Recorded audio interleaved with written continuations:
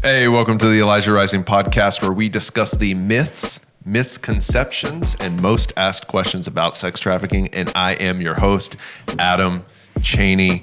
Happy to be back in the studio. It is so good to hear you say that again, because me and David, we're tired of each other. Oh, y'all were holding it down, though. I'm just kidding. I wasn't tired of watching you, so hopefully neither were our viewers and listeners. It is good to be back, healthy and active, and excited to record another episode of the Elijah Rising podcast, and excited that you're here watching and listening. So today on the podcast, I'm joined by Sam Hernandez, Mobilization Director, but you already know who she is, so we'll just jump right in. We're having a gala that is also a virtual experience, fundraiser, and live theater performance, which hopefully you, the listener, have already heard about. And if you have not, it'll be on October 17th of 2020. Which, by the way, literally, it costs you nothing. We're sitting here providing this kind of content. If you haven't subscribed to the Elijah Rising channel, go ahead and click that, because the gala will be there. You'll get notifications in that way.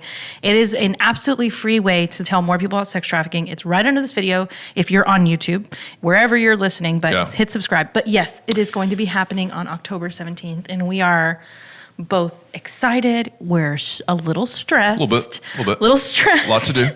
But for the most part, we're just overwhelmingly excited for people to see this thing that has happened between so many people. Well, it's not just a free event. It's a really informative event. I mean, it's going to be a really powerful event. Restored, She Will Rise. So, Sam, So there'll be a pre-show. We'll do some cool stuff. You don't want to miss that. But the film itself. Yes. What is the film itself? Just briefly, what is it? So the film itself is monologues, which if you don't know what a monologue is, it's a single person speaking, telling a story. And they're monologues that are sharing triumphs over trafficking. So you are getting a little glimpse inside one person's life at a time. There's how many total? Eight total monologues, and you're getting this glimpse into their life and how sex trafficking affects it. And we're kind of starting on the end of like someone who's hearing about sex trafficking, and then we're moving into people who have had personal, who've been victimized by traffickers and their journey through it. And that's what the film is about. And the whole point of it is not only to share triumphs over trafficking, but it's to create connection and empathy with the people who've been affected by it, so that you can see just a portion of what their reality is in a way that makes you feel so connected. Because we mentioned this in the past monologue, you can't always have someone who you've worked with or a great story. You can't have that person always speak out about that, because you don't want to re-exploit them, and it's such a sensitive topic. Or it could be a trigger to go there again and tell the story. So this is a really like beautiful and empowering way to tell those stories of the people that we've worked with. So what we're going to do today on the podcast is we're going to look at 3 of those monologues out of the 8. And this episode is kind of a teaser a little bit, but we want to talk about those a little bit. But the reason why I'm talking with Sam is because we want Sam to just share some of the background on a couple of these. And we have something really special at the end of the podcast too, which I'm not going to tell you about yet. I'll tell you when it comes. So let's start with one of the podcasts that's early on in the film called Withdrawn. What is Withdrawn about, and what is your personal connection to that monologue? This one was amazing, and it was so fast. Like, some of these monologues are going to talk about people we worked with. I mean, it was a years and years and years long process. And this one wasn't about someone like in our program, but I was invited amazingly by Rula and Ryan to be on the 104 KRBE morning show, which is kind of a long-running, famous radio show here in Houston. Probably the most popular Houston radio show. Really well known. Yeah, absolutely. And they're real funny, and they do like silly stuff. But they gave me like a 7-minute platform, which is huge on a like primetime morning talk show. And then once I got on the show, I actually stayed for another segment. So they gave me 15 total minutes just to talk about what does grooming look like? What does sex trafficking look like? What does Elijah Rising do? The basic awareness stuff. Which, we do that kind of stuff all the time. Like, we're here on the podcast. We don't know who it's going to affect. So months later, like, I'm living my life, so grateful to Rula and Ryan. It was a cool thing, people saying, oh my gosh, I heard you on the radio, whatever. I heard about Elijah Rising. So cool. But one day I get this call from a mom. And this brief interaction where she doesn't realize that I answer the office phone most of the time, sometimes with Elijah Rising. Right. We trade off. So I answered the phone, and she said, well, I was listening to the radio and I heard this girl talking about sex trafficking on 104. And I said, oh my gosh, that was me. And she was like, oh my gosh. And she starts to like cry because she said, my daughter was being groomed. She was already like in the process, like someone had been talking to her. I saw all the signs of what you were saying, and I had no idea. I thought she was going through some kind of phase. Via like social media? Social media, met somebody, texting somebody, young, like we're talking about like under 15 years old. Yeah. And she was horrified when she listened because she said, this is my daughter. She ends up opening up her phone, finding out this stuff, talking to her, and she was able to stop her from being trafficked, which was huge. But that's not why she was calling me. She was calling me because her friend was going through the same thing. And she said, oh my gosh, like my friend, her daughter's going through this, and she wanted to connect her with me for Elijah Rising so that we could give her resources, which by the way, that happens. I'm on the phone with moms weekly. Weekly, if not more, moms and dads. So it's this amazing thing where, you know, sometimes we think like the safe home thing is probably the most important process, program that we have. But to see something like awareness that we kind of write off sometimes, just that tool of awareness, save that young woman's life, not because of me, but because the mom educated herself. Because she said, I am going to continue listening to this, even though it's not funny, it's not, you know. And she was able to make the steps for her kid that she could to stop her from being endangered. And then her information, her empowered, mobilized information went on and did the same for somebody else. And that was just the most incredible thing to me. Yeah, and who knows what the ripple effect will be or has been from that instance. And, you know, it just makes me think too, like it's so important to point out, like fighting trafficking has to be like a village effort. Like it has to be a communal effort because it really involved, when I listened to you tell that story, like it started way back with the radio show host and saying, you know, we're going to keep Sam on. Let's keep this conversation going. You know, and it's this trickled effect. You just don't know what the impact will be. So the cool thing about this story though, is we adapted it, right?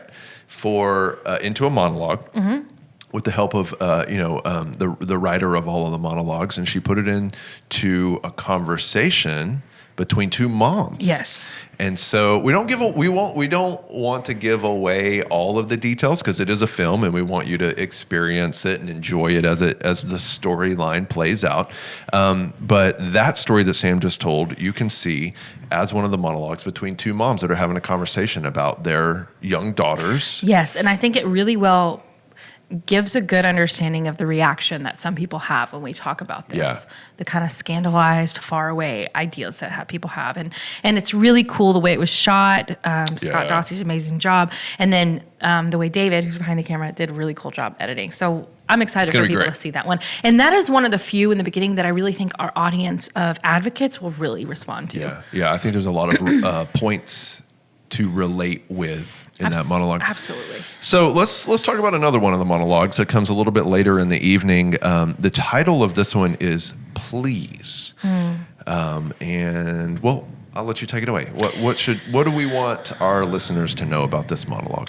Please is probably one of the most important ones to me, but let me jump in here. I know I just gave you the floor, but I want to say something real quick. When we did the read through of monologues, before we ever got on the stage, before the cameras were turned on, we just did cold reads. This is the one that made me cry upon first reading. So go ahead. And this one, you know, the young woman who wrote, or she didn't write this, but it's her story. She was a part of this. She was able to preview it and all the things, but she was a part of the editing process. Yes, absolutely. And you know, it's this really, really hard story where you see a woman who's being trafficked on the street in Houston, who finds herself pregnant, and she knocks on a church door, and the answer that she gets is not one of the type of compassion or empathy that she needed. And this is so important, not only because it's a true story, but because it's devastating. It's devastating, and I won't tell you what happened. at the end of that story, this young woman who's thirsty, she says, I'm hungry. I just needed someone to listen.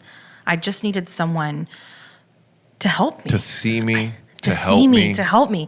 And you get to connect with that moment. You get to see, and a lot of people think that, there's trafficking victims who are tied up or in chains underground, and then there's the women who walk on the street who who are addicted to drugs or this, and it's usually, they've got it all wrong.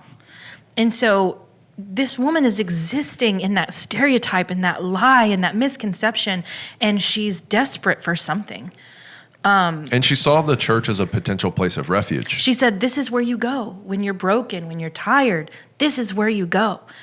And I think it's a hard challenge, but important challenge for us to open our eyes and to look and to see where is that moment for all of us, right? Yeah.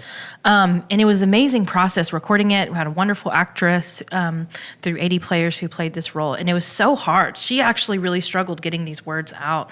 And I ended up getting on stage and like connecting with her, like, let's connect like you're talking to me. Yeah, right. But this one is, it squeezes your heart, but I won't give away the ending. I'll just say that. I do want to read a little bit of an excerpt from it. She says, my fists were sweaty and numb as I desperately pounded on the door of the church for what seemed like forever. I almost beat the door down. I needed help, and I needed it right away.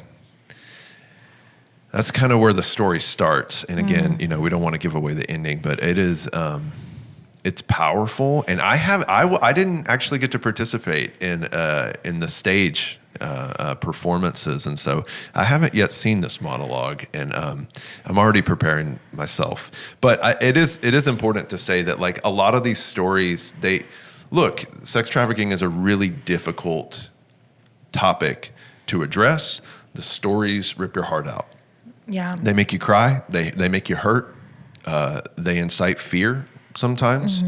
But we won't leave you there. But that's the deal. Exactly, Sam. That's the deal. Like, that is not the goal here. We do have to be real. We do have to be honest. But the goal here is to communicate, you said it already, those stories of triumph and victory. Yeah, and we don't overemphasize or detail the harm piece, which we feel like is in a lot of stories of trafficking. They go into the detail of the gruesome brutality, which I understand that. So, but this just isn't that night. So we wanted to get that feeling connection without going into the graphic brutality piece. And it's safe for kids. Yeah, right? Safe for kids. It's a family-friendly film. So let's talk about the third one. Okay. This one is titled Sierra. And when this monologue was originally written, it was written from the perspective of a mother. I think the original title of this one was something to the effect of like a mother's prayer or a mother's heart or something like that. But in our editing phases and in our kind of collaborative creative meetings, we said, what if this monologue was written and done from the perspective of a man and from a father in particular who has been with Elijah Rising out on intervention, and then this monologue picks up as his night of intervention is already over. Yes, and oh my gosh, and it's crazy because we wanted to capture what it's like for people, especially parents who go and they see these children, and they're adults, but sometimes children, but you see them as God's children. And when we were reading the words, Bob Wicker came to heart, and he's one of the most amazing volunteer, just called evangelist people that is in our circles. That is just, he spends a lot of time out on Bissonnette with the groups of people, leading people to help these women as just a safe, father. And when we were, especially the actor came up and he's like the same height as Bob Wicker. It was this wild thing. And so, that story is just about him going into the streets. And anytime you meet, if you have Bob speaking to you for any amount of time about the people that he sees trafficked and how he sees Jesus' love for them, he's going to be in tears. I want to read a quick excerpt from this one. This is about midway through the monologue, and again, this one is written in the form of a prayer. So this is a man praying. He said, "There is a reason why you led me to volunteer, and of all things, intervention. Just as I have cried out to you to intervene in my own life, I've now been called by you," talking to God, "to intervene and intercede for those sweet girls. Yeah. And so the thing that I kind of teased at the beginning of the episode was the special gift we have in this episode is we actually, David, who's behind the camera right now, sat down with Bob, our volunteer extraordinaire, the man that this was kind of written in mind. And he got to see the monologue for the first time, and so we captured his reaction in real time as he got to watch this monologue, and we're going to share that with you. So I'm here with Bob, and as you all know, we're getting ready for our film premiere on October 17th, and we filmed 8 monologues based on true stories. And we brought Bob in because he leads our intervention, and this particular monologue is based off of you, actually. And so we want to get your reaction, and afterwards, after you see it, we're going to talk about what you thought of it and how it relates to the real interventions that we do every week. So check it out. And there's a reason you led me to volunteer. And of all things, intervention. Just as I have cried out to you to intervene in my own life, I'm being called by you to intervene and intercede for Sierra and all these girls whose lives have been shattered by this atrocity. And that's what I'm doing, Lord. Show me how to help Sierra. Lead my actions and give me words. Keep my motives agreeable to yours. Heavenly Father, I vow to be a reflection of you and your love for your daughter Sierra. I vow to fight for her in prayer. She will not be defeated. She will rise up and walk in righteousness. She will know that you have called her by name and you have clothed her in dignity. Her past will not deter her purpose. God, remind her who she is in you. Let her know that she is loved by you and that she is fearlessly and wonderfully made. Wow. So that was called The Father's Heart. And we based those monologues off of, not only, people who've been through trafficking, but we based it off donors and volunteers. And, to me, this story represents kind of your heart. Because when I see you out on the street, that's what I see, that father's heart towards all people that are out on the street. If it's, a woman in prostitution, or if it's a pimp, or if it's a buyer, what I've seen in you, you just embody that heart of love. And I think that's important for people to see. Absolutely. We go out, and our mission is to love unconditionally the way the Lord loves us. I like to say that women on the street, people on the street, in that environment especially, they have what I like to call street discernment, or what I call their BS meter. And it's always pegged, right, on the negative side, because they have to walk out there in the game, and everybody's gaming everybody out there.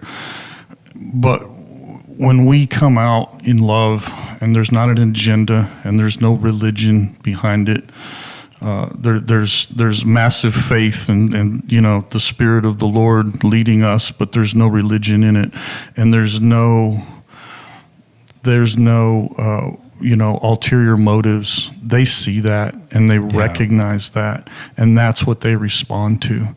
If anyone were to try to go out there with an agenda, with some other motive, they would recognize that and just shut down and walk away, because that's what they get all the time out there. They have no need for any additional stuff. Yeah. They just need the pure, unconditional love of the Lord shown to them. And when they see it and they experience it, they receive it and they give it back. And it's beautiful. The reason, and I just want to say, I think that some people may be confused, or why is a man going out to minister to women, especially because I've seen a lot of that done improperly and done in a way that's, manipulative and Bob, his life is transparent to many people. Absolutely. And he lets people in and he goes in groups and he's a very safe person. And it's so important to the women who are on the street, the pimps. He ministers to the pimps All a the lot of time. times, prays for them. Yeah. Because there's a lot of poverty and there's a lot of systems of injustice against some type. That's a whole other podcast. And he talks to the police officers that are on the street. Like he educates the police officers even. Yeah. But it is so important for them to see healthy men. Yeah. And even for me, like I have a wonderful husband, I have a wonderful dad, like I have people in my life, but I exist in this world where I get a lot of calls that really break me. They break my heart. And there comes a time when I'm like, I don't know if where is safety? Where's people? And he will just like come to the office. Yeah. And just his presence is so healing to remember that there's good men in the world. You guys like David and Adam, like the men, Joe from like LPMP, like people don't understand how important it is for women and men and trafficked people to see safe dads. And so, I think that some people might see it and be like, why is this guy doing outreach? Like, but his safe, like he's out in the open, like it's a beautiful, it's just, I'm sorry, I'm losing my words because I got emotional. It's just, it's really, really special. And I'm excited for people to really see a story like Bob's because it's inspiring. Yeah. Well, and I think the underlying point here that you're trying to make is like there is a place for men in this fight, and not just like, oh, please join us, but like we need you. Like we need men in this work. Healthy men who deal with the processes and that's right. We need healthy men in this work. We need healthy men in this work. Okay, we're gonna call it. That's gonna be the end of this episode. But before you go, you definitely want to stick around to watch Bob's reaction to this monologue called Sierra, and we hope that if you're not already registered for the virtual film premiere, you can do that at elijahrising.org. It'll be a big banner right there. Just follow the links. You can register. You can get your access pass. You can actually host a fundraiser. So like maybe you're thinking, man, I've got this friend or this family member that they have to see this. You can watch the trailer. You can share the trailer. But then you can actually host a watch party. We have all that set up for you. We give you all the tools. Yeah, you can actually buy a package. We'll show up with some special goodies. All that information is found on the website, elijahrising.org. And so, again, it is a free event. For that night. It's free that night. Then this content content will most likely have a paywall behind it in the future. Right. So if you want to see it for free, join us October 17th. October 17th, it officially begins at 7 o'clock, but you do not want to miss the pre-show starting at 6:30. It's going to be great. It's me. It's a lot of Sam. It's kind of dumb. We know y'all like Sam. It's great. I'm excited. We've been watching the editing today. So also, subscribe to this podcast. Tell your friends about it. Share it. Apple, iTunes, Spotify, and YouTube. If you're listening, go to YouTube. Subscribe to the podcast on YouTube. Watch the videos. See our faces. It's so much fun. Y'all have a great day, and we'll see you on the next episode of the Elijah Rising Podcast.